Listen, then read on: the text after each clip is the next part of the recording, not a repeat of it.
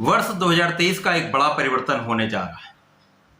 अक्टूबर माह में ये एक विशेष परिवर्तन होगा, जो एक महापरिवर्तन है, जो समस्त राशियों को प्रभावित करने वाला है। जय श्री गणेश, नमस्कार। मैं आचार्य संजय द्विवेदी। मेरे समस्त प्रबुद्ध दर्शकों का मेरे चैनल पर हार्दिक स्वागत है। वर्ष 2023 का एक बड़ा परिवर्तन जो कि राहु का है। ये एक बड़ा परिवर्तन इसलिए क्योंकि राहु का परिवर्तन 1.5 वर्ष के लिए किसी राशि में होता है। 30 अक्टूबर को राहु अपनी राशि का परिवर्तन करके गुरुदेव बृहस्पति की राशि में प्रवेश करेंगे, मीन राशि में प्रवेश करेंगे। अभी तक इनका जो परिवर्तन चल रहा था वो मंगल की राशि में था।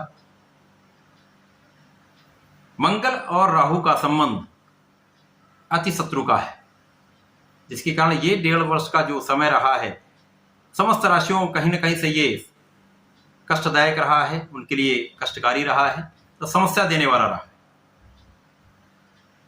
क्योंकि राहु का एक गुण है, ये जिस राशि में होते हैं उस राशि के स्वामी के गुणों को भी अडॉप्ट कर लेते हैं। मंगल ऊर्जा के स्रोत हैं, वाद विवाद के कारक हैं, क्रोध के कारक हैं, साहस के कारक हैं, लड़ाई झगड़े के कारक हैं। निश्चित रूप से ये समय कहीं ना कहीं कष्टकारी रहा है। अब गुरुदेव बृहस्पति की जब ये राशि में जाएंगे तो गुरुवत इनका व्यवहार हो जाएगा, गुरुवत ये एक आचरण करने लगेंगे। परंतु राहु का ये भी एक स्वभाव है, कितने भी अच्छे भाव में, कितने भी अच्छी राशि में जाएंगे, इनका मूल स्वभाव कभी भी परिवर्तित नहीं होता है। जो उनका मूल स्वभाव जो कुछ नकारात्मक है, विषाक्त है, उसमें परिवर्तन नहीं होता। तो यहाँ पर कुछ अच्छे परिणाम भी मिलेंगे, कुछ अच्छे रिजल्ट्स आपको मिलने वाले हैं, तो समस्याएं भी होंगी। आज मैं कन्या राशि के लिए राहु के इस महापरिवर्तन का क्या प्रभाव मिलने वाला है, किस प्रकार के लाभ मिल सकते हैं, कौन सा भाव प्रबल होगा, कहाँ पर कितना लाभ ले पाएंगे, तो कहाँ पर समस्या आ सकती है, उसका क्या निराकरण है, संपूर्ण विश्लेषण मैं पूर्ण तरीके के साथ करने जा रहा हूँ। प्रिय दर्शकों, ये राशिफल आपके चंद्र राशि पर आधारित है। इन जातकों का कन्या लग्न है, उनको भी राशिफल अवश्य देखना चाहिए। कन्या राशि 9 ग्रहों में युवराज बुध की राशि है। बुध और राहु का संबंध मित्र का है, तो मित्र की राशि के लिए राहु का परिवर्तन सप्तम भाव में होगा। सप्तम भाव जो कि साझेदारी का भाव है, पार्टनरशिप का भाव है तथा जीवन साथी का भाव है। राहु यद्यपि यहां पर मीन राशि में होंगे, जल तत्व की राशि में, जो विस्तार की राशि है, गुरुदेव बृहस्पति की राशि है, परंतु यहां पर जैसे मैंने कहा कि कुछ अच्छे परिणाम प्राप्त होंगे, परंतु कहीं ना कहीं कुछ समस्याएं भी होने वाली। राहु का परिवर्तन जब सप्तम भाव में होगा, जो गुरुदेव बृहस्पति की जल तत्व की राशि है, एक विस्तार की राशि है, यहाँ पर राहु निश्चित रूप से जीवन साथी के भाव को प्रभावित करेंगे। यहाँ पर जीवन साथी के साथ संबंधों में समस्या का होना, आपसी मतभेद का होना, क्लेश का होना निश्चित रूप से बढ़ जाता है। सामंजस्य में कमी आ जाती है, किसी अन्य के कारण कुछ समस्याएं और भी विकट हो जाती हैं। पार्टनरशिप में यदि आप कार्य करते हैं, साझेदारी में यदि आप कुछ व्यापार करते हैं, व्यापार में साझेदारों के बीच में विवाद होने की संभावनाएं बढ़ जाती हैं, भ्रम की स्थिति बन जाती है। इस भ्रम की स्थिति के कारण विवाद बढ़ते हैं। इन विवादों के कारण कानूनी समस्याओं में आप पड़ सकते हैं। तो यहाँ पर आपको जीवन साथी के साथ भी सामंजस्य बनाकर रखना होगा, सौम्यता रखनी होगी, क्लेश से बचना होगा, समस्याओं से बचना होगा, अवॉइड करनी होगी सिचुएशंस को, जो नेगेटिव सिचुएशंस उनको आप अवॉइड करें। तथा व्यापारी गण जो साझेदारी में काम करते हैं, उनको बहुत सोच विचार कर कोई भी निर्णय लेना चाहिए। किसी भी कार्य में आगे बढ़ने से पहले समस्त चीजों को अवलोकन करके, कानूनी पक्ष देखकर आपको आगे बढ़ना चाहिए। अब जब ये सप्तम भाव में होंगे तो राहु की 3 दृष्टियां हैं। प्रथम दृष्टि का प्रभाव आपके इनकम के भाव पर होगा, आय के भाव पर होगा, आपके लाभ के भाव पर होगा। निश्चित रूप से राहु का जो प्रभाव है, लाभ को बढ़ाएंगे, परंतु लाभ को अवरुद्ध भी करेंगे। अब अवरुद्ध क्यों होगा? जब पार्टनरशिप में समस्या होगी, वाद विवाद होगा, तो लाभ भी अवरुद्ध होगा। कार्य क्षेत्र में कहीं ना कहीं अप डाउन होता है। निश्चित रूप से इस समय में आपके कार्य क्षेत्र में कुछ अवरोध भी होंगे, कुछ आपको डिगाने वाले लोग भी मिलेंगे, यहाँ पर पीठ पीछे शत्रु भी बनेंगे, समस्याएं भी आपके कार्यक्षेत्र में बढ़ेंगी, परंतु लाभ भी आपका बढ़ेगा। राहु का प्रभाव आपकी लग्न पर है। सबसे अधिक समस्या लग्न और सप्तम भाव पर हो।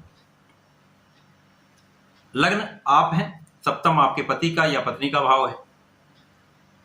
दोनों भाव पीड़ित हो रहे हैं, दोनों भाव दूषित हो रहे हैं। राहु का प्रभाव आपके क्रोध को बढ़ा देगा। जहां आपको विवेक से निर्णय लेना होगा वहां आप सही निर्णय नहीं ले पाएंगे। जो आपकी विद्वता है, विद्वता में कहीं ना कहीं भ्रम की स्थिति आ जाएगी।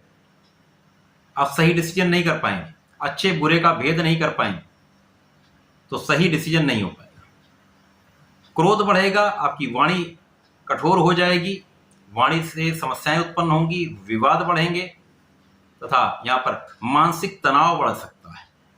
क्लेश के कारण तनाव की स्थिति आ सकती है। कहीं ना कहीं यहाँ पर जो लोग जिनकी कुछ आयु अधिक है उनको बीपी के बढ़ने की समस्या निश्चित रूप से हो जाती है, रोगों की संभावना बढ़ जाती है, मानसिक कष्ट बढ़ जाते हैं। इसी प्रकार से राहु का प्रभाव आपके मन मस्तिष्क पर पूरा कंट्रोलिंग का हो जाता है, आपके मन पर पूरा कंट्रोल कर लेता है। साथ ही साथ आपके जो बिहेवियर है आपका बिहेवियर कहीं ना कहीं एक भ्रामक हो जाता है। राहु भ्रम उत्पन्न करते हैं, छद्म है, मायावी है, सदा ही पीठ पीछे वारे करते हैं, तो इनका प्रभाव कहीं ना कहीं किसी अन्य के कारण आपके लिए समस्या उत्पन्न करने वाला होगा।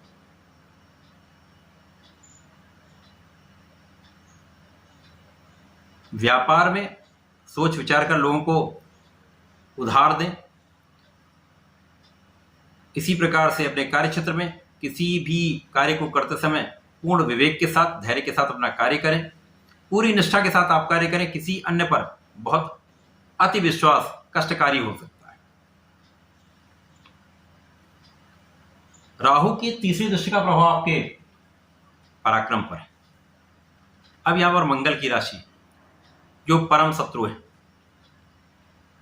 तो राहु का प्रभाव निश्चित रूप से कहीं ना कहीं आपके ऐसे मित्र बनवाएंगे, ऐसे भ्रामक स्थितियां उत्पन्न करके ऐसे लोगों का सहयोग कराएंगे जिससे आपको कष्ट मिल सकता है। अनावश्यक कष्ट मिलता है, अनावश्यक विवाद होते हैं। भाई बहनों के साथ भी कहीं ना कहीं मनमुटाव हो जाता है, मतभेद हो जाते हैं, पूरा सहयोग नहीं मिल पाता है। मित्रों का सहयोग आपको तब नहीं मिलता जब आपको उनकी आवश्यकता होती है। अनावश्यक मित्रों की अधिकता हो जाती है। आपको बहकाने वाले, आपको गलत रास्ते पर ले जाने वाले मित्र अधिक बन जाते हैं।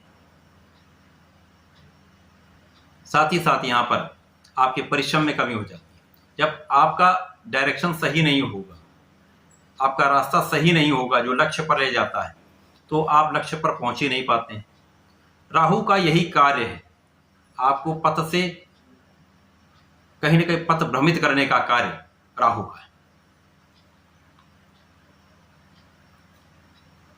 यहां पर कुछ स्वास्थ्य समस्याओं के कारण, मानसिक क्लेश के कारण, तनाव के कारण निश्चित रूप से आपका परिश्रम आप उतना नहीं कर पाएंगे जितना आप कर सकते हैं। आपकी जितनी योग्यता है, जितना आपके पास ज्ञान है, उस ज्ञान का संपूर्ण उपयोग आप नहीं कर पाएंगे, जिसके कारण आप उतना लाभ भी नहीं ले पाएंगे।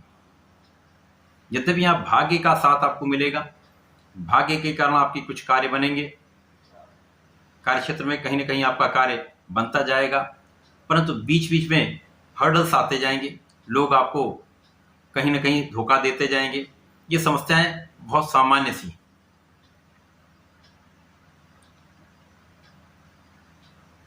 पेट से संबंधित कुछ रोग हो सकते हैं आपके, खाने में आपको बहुत सावधानी रखनी होगी।